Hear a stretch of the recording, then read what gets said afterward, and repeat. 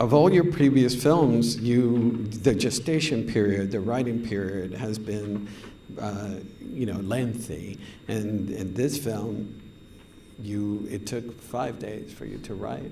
Can you tell us about that?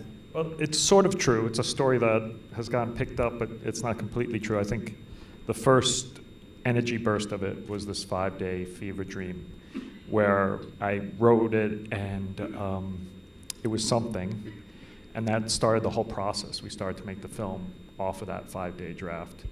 But I knew the script still needed work, so I continued to work it. And it was a tricky one, though, because it's kind of like when you wake up from a dream and you try to remember the dream, it sort of evaporates into the ether.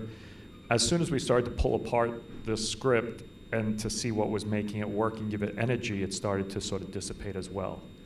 So there was something about the initial way that I kind of attacked it that stayed with it. But then we went into a very long rehearsal process with the actors, and through that, things developed and things changed. And then, of course, there's always budget realities and restrictions, and then there's the construction of the house and how things move around the house. And since the house is such a character, and it really didn't exist until we actually started to build it, so much was constantly transforming. So the writing process was probably a lot longer, but the initial seed was really quick.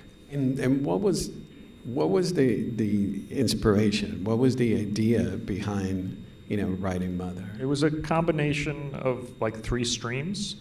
There was the allegorical level, which hopefully some people picked up on, which, I do a lot of work all my work outside of film is environmental work. And so I'm constantly thinking about that and reading about it, and more and more disturbed by what's happening or what's not happening in the inaction.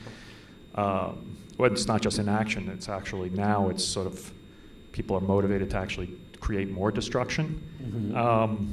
So that frustration and trying to capture that in a small story that's understandable. And I talk about, the largest forest fire in the history of Canada was happening in British Columbia this summer, and most people don't really understand that or know about it, which is insane, but a very hard thing to kind of understand. But we all remember the guest who, poured red wine on the carpet.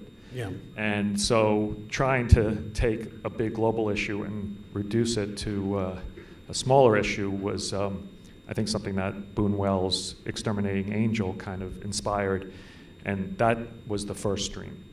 Then there was a second stream, which was more of a personal story about a creator and a caregiver, and the beginning of the breakup of that relationship.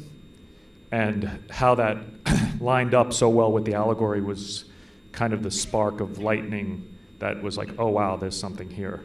Mm-hmm. And then the final piece was in trying to figure out how to portray the history of the world. I realized that, my studying the Bible during Noah wasn't a waste, and I could actually use that for a structural thing to help kind of use those ancient myths to sort of tell the story of people in this home.